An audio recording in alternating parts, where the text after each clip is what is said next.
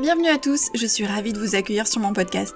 Je m'appelle Audrey Martinez, je suis créatrice de contenu et auteure de romans.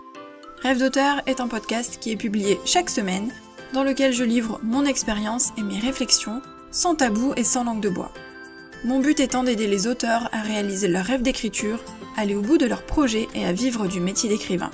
Vous pourrez retrouver de nombreux conseils d'écriture, d'auto-édition ou encore de promotion sur ma chaîne YouTube, sur le site rêvedauteur.fr ou encore sur mes réseaux sociaux et notamment Instagram.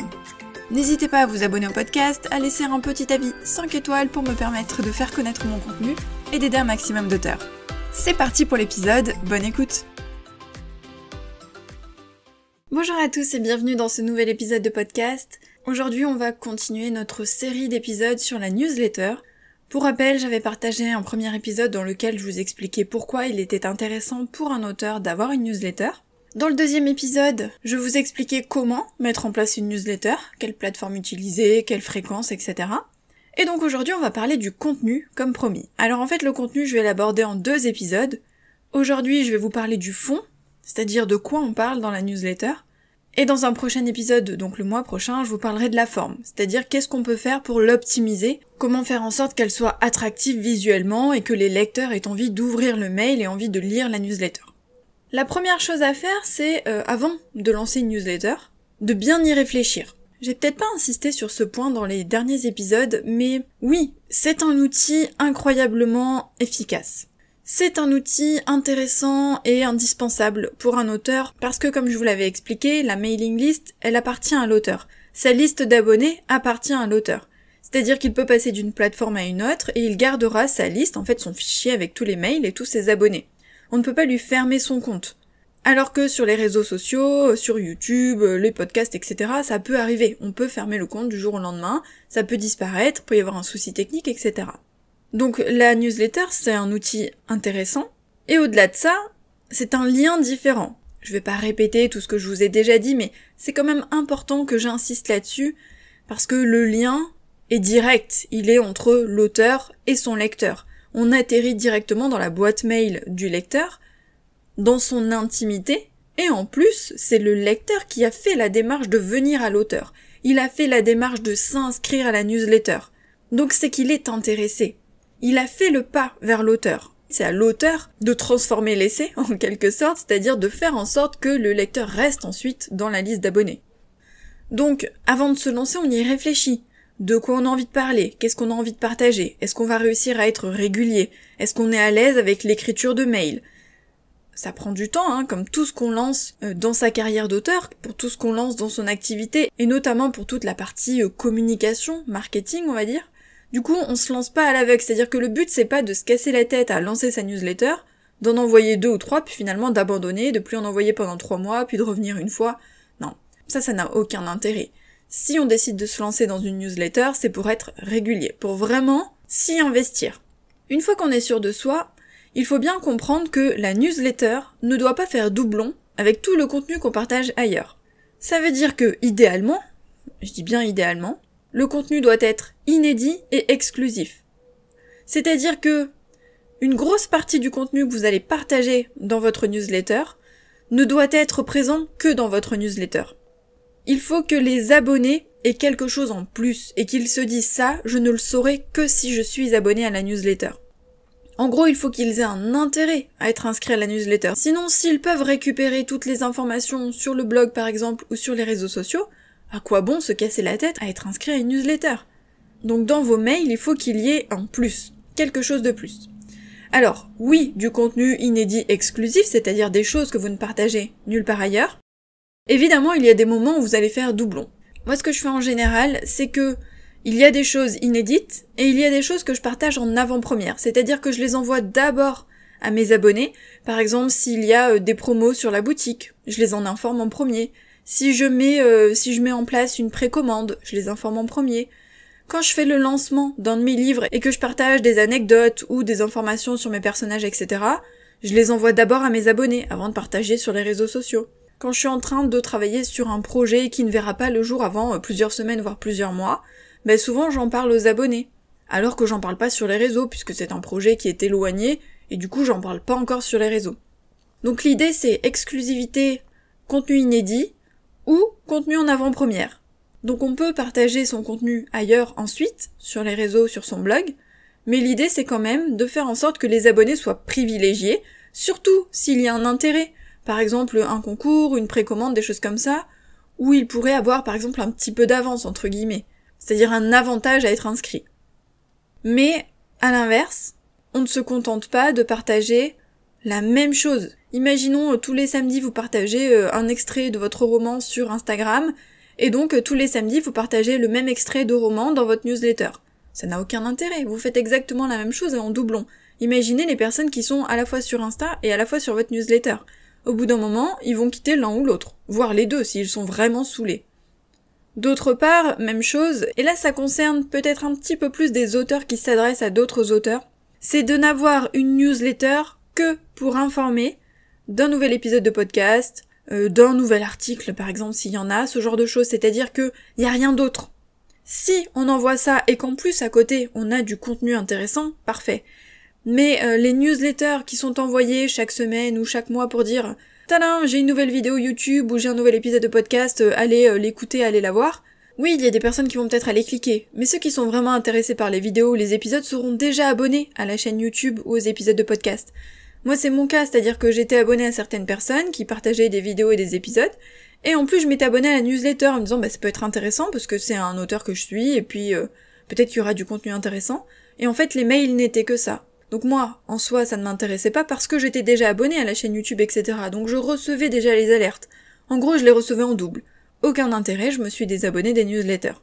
Donc, attention, du contenu inédit, exclusif ou en avant-première, et du contenu intéressant.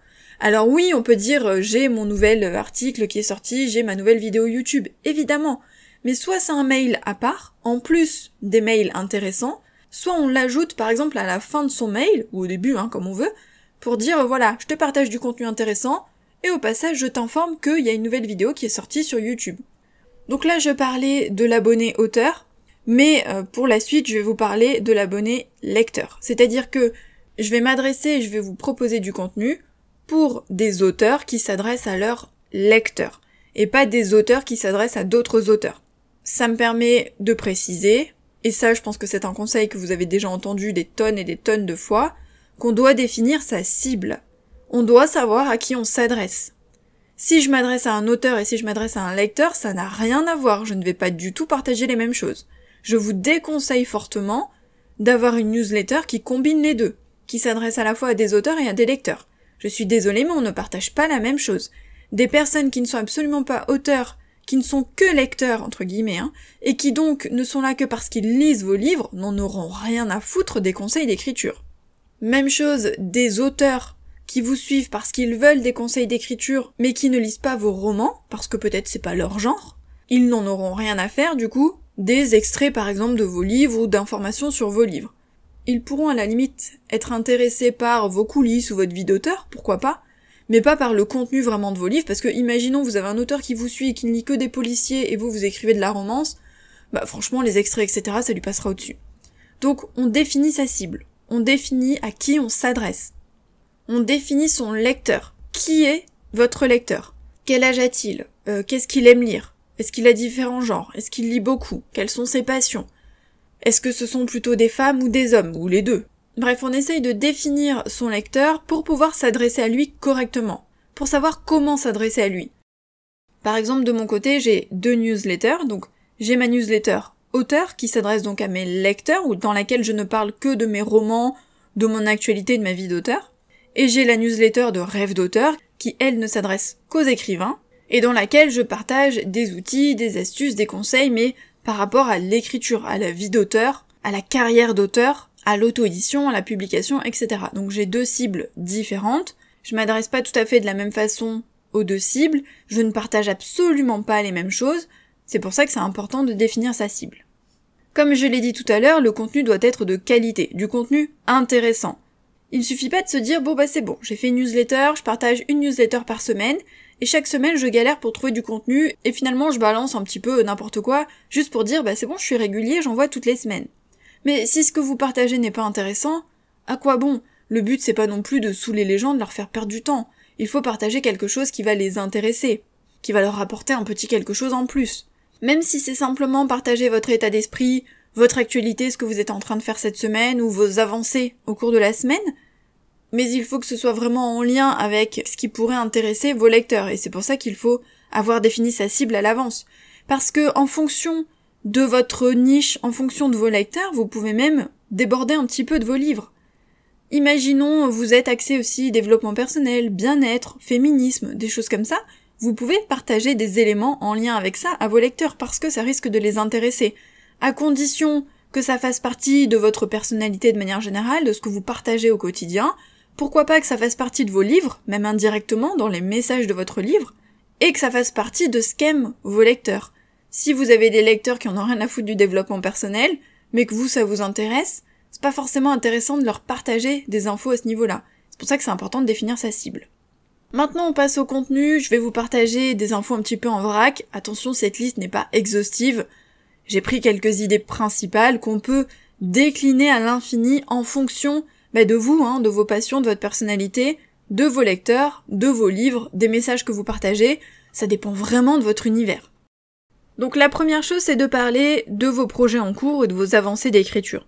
C'est un petit peu la base, c'est dire voilà, ça y est, cette semaine, j'ai repris l'écriture de tel livre, ou alors je me suis lancée dans la relecture de tel livre, il devrait sortir bientôt, ou j'ai commencé à travailler sur un projet à 4 mains, ou j'ai commencé à travailler sur ma prochaine saga, bref, c'est les tenir au courant des projets en cours, de vos avancées d'écriture, pour qu'ils sachent où vous en êtes, et quelque part ça leur met l'eau à la bouche, parce que si vous commencez à parler de vos projets bien avant la sortie, ils vont trépigner d'impatience, ils vont se dire j'ai hâte de découvrir ce nouveau livre. De la même manière, vous pouvez parler de votre actualité. Si vous avez des séances de dédicaces à venir ou des salons auxquels vous allez participer. Si vous avez participé par exemple à une interview, que ce soit en podcast, écrite, etc., vous pouvez la partager ou partager le lien. S'il y a une promotion particulière sur vos livres, soit via Amazon, soit parce que vous avez fait une promotion, ou une promotion sur votre boutique en ligne. S'il y a des dates importantes à connaître, une date de sortie de livre, une date de salon, une date anniversaire, bref, des dates que vous avez envie de partager avec vos abonnés. S'il y a une sortie de livre imminente, vous pouvez aussi vous faire un planning de lancement. Personnellement, c'est ce que je fais, c'est-à-dire que j'ai des mails que je prévois avant la sortie, pendant la sortie et après la sortie, dans lesquels je partage des informations autour de ce livre-là. Donc je partage des anecdotes, des infos sur mes personnages, des extraits pourquoi pas, des photos, évidemment la couverture, le titre, le résumé, et tout ça je le fais en avant-première, c'est-à-dire avant de le partager sur les réseaux sociaux. Donc on anticipe aussi sa sortie, et on prépare son lancement sur sa newsletter, parce qu'il ne faut pas oublier que sur la newsletter, vous avez en gros vos fans. Ceux qui sont abonnés, c'est ceux qui aiment le plus vos livres, votre univers, et vous, en tant qu'auteur. Du coup, c'est ceux qui seront le plus intéressés par vos livres. C'est pour ça que là, on peut y aller, on peut se permettre de partager des informations sur ces livres, parce que ça va intéresser ces lecteurs-là.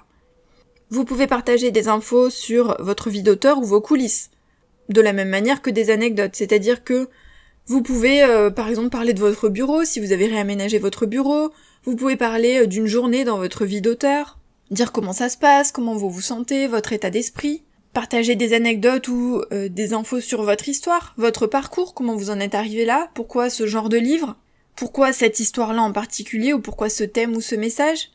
Des anecdotes sur votre parcours aussi et pas seulement sur un roman, parce qu'il y a les anecdotes d'écriture, mais il y a aussi les anecdotes, vous, sur votre vie d'auteur ou en tant qu'auteur. Pourquoi pas même entrer un tout petit peu dans votre vie plus perso, sans trop déborder, si vous n'avez pas envie de partager votre vie privée, mais vous pouvez parfaitement partager des petites infos, un peu plus privées, pourquoi pas drôles ou plus touchantes, parce que ce sont vos fans, ceux qui sont là, et pour certains depuis des années, et que vous avez envie de créer un lien différent avec eux, un peu plus personnel que sur les réseaux, et donc vous pouvez vous permettre de déborder un peu. Ce n'est absolument pas obligatoire et vous pouvez décider de ce que vous partagez, mais pourquoi pas. Dans le même genre, vous pouvez aussi faire des comptes rendus d'expérience. Si vous avez testé quelque chose de particulier, que ce soit dans votre vie d'auteur ou dans votre vie perso, un truc qui pourrait intéresser vos lecteurs évidemment, on n'oublie pas de rester dans sa cible. Si vous avez participé à un salon, à une dédicace, ou une première expérience, c'était votre premier salon, c'était votre première interview, vous pouvez en parler avec vos abonnés et leur expliquer ce que vous avez ressenti, comment ça s'est passé. Encore une fois, déborder un petit peu sur le côté émotionnel et plus personnel. Pour tout ce qui est actualité, vous pouvez aussi partager les nouveautés. Imaginons, vous êtes publié chez Audible, hop, vous partagez l'info. Vous venez de créer le format relié de votre livre, hop, vous partagez l'info. Vous avez du stock sur votre boutique, vous venez de lancer une box ou des carnets, hop, vous partagez l'info. En gros, c'est les tenir au courant de votre actualité, mais au-delà de la sortie d'un livre, c'est-à-dire de l'actualité, des nouveaux formats que vous allez proposer, des nouvelles choses que vous pouvez mettre en vente. Le but, c'est qu'ils soient au courant de tout et que grâce à votre newsletter, ils aient toutes les informations importantes. Parce que n'oubliez pas que sur les réseaux sociaux, on passe à côté, hein. Il y a vraiment un tout petit pourcentage de vos abonnés qui voient vos posts. Vous pouvez également partager des sondages ou des questionnaires. C'est-à-dire leur poser des questions, leur demander ce qui leur plaît ou non, ce qu'ils aiment dans vos newsletters, leurs préférences de lecture, etc. Vous pouvez les faire participer au choix des prénoms pour vos romans, des titres de vos romans, de la couverture, pourquoi pas. En bref, leur demander leur avis pour les inclure dans le processus, et puis parce que c'est quand même eux qui vous lisent, donc leur avis est important. Quand j'ai sorti le tome 2 de Landra Sécurité, j'ai hésité entre 3 couvertures. Donc j'ai envoyé les 3 couvertures à mes abonnés, et je leur ai dit pourquoi j'hésitais, ce qui me posait problème. Et j'ai recueilli leur avis, et une fois que j'ai eu choisi, du coup je leur ai envoyé la couverture finale en leur disant voilà pourquoi j'ai choisi celle-ci.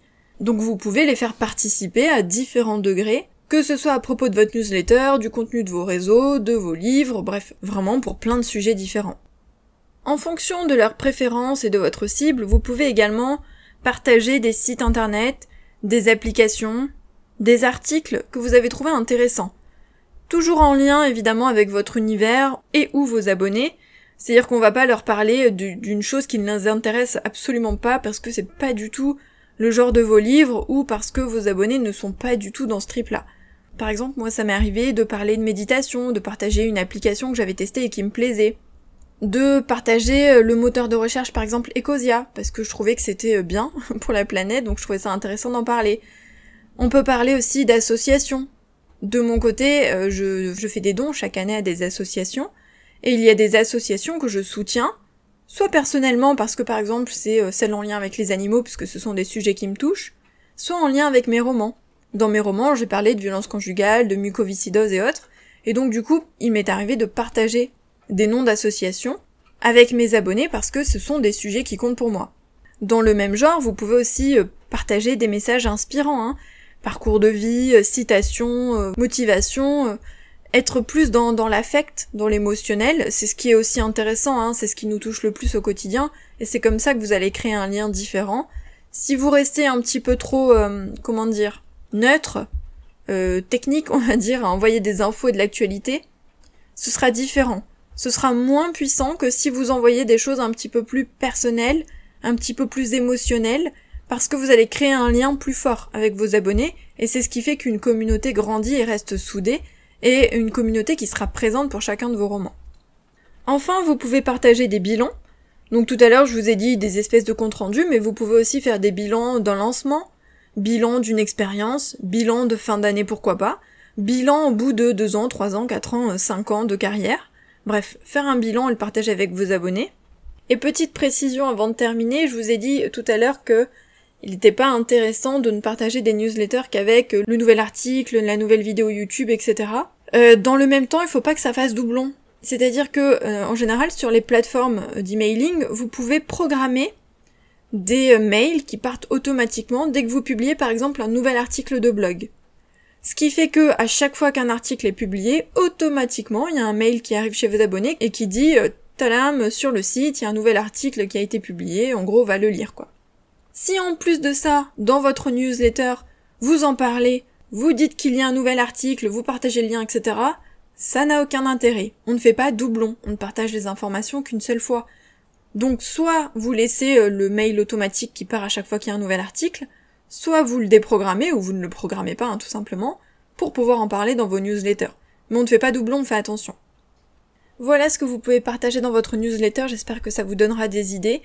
N'hésitez pas simplement à vous abonner à des newsletters d'auteurs qui s'adressent à des lecteurs, si c'est ce que vous voulez développer, non pas pour copier, mais pour avoir des idées, parce que c'est important aussi de s'inspirer et de voir ce que font les autres, parce que parfois on est un petit peu perdu quand on débute. De toute manière, si vous commencez maintenant, vous allez tâtonner, vous allez essayer.